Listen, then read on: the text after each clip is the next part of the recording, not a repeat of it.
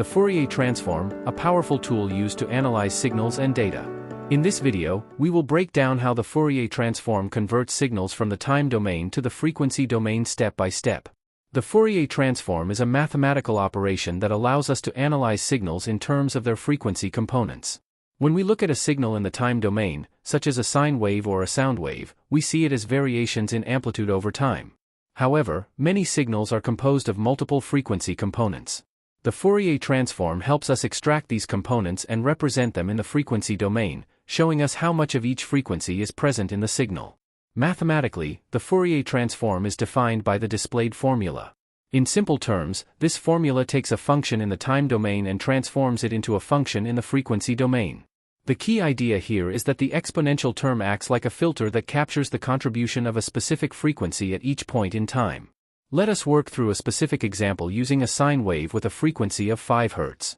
The signal is defined as sine of 2 pi times 5 times t. The first step in the Fourier Transform is to rewrite the sine wave using Euler's formula. Euler's formula expresses the sine function as a sum of two complex exponential terms. Substituting this into the Fourier Transform formula splits the integral into two independent integrals, one for the positive exponential term and one for the negative exponential term.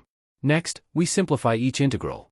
One term evaluates the contribution of frequencies near positive 5 Hz, while the other evaluates the contribution of frequencies near negative 5 Hz.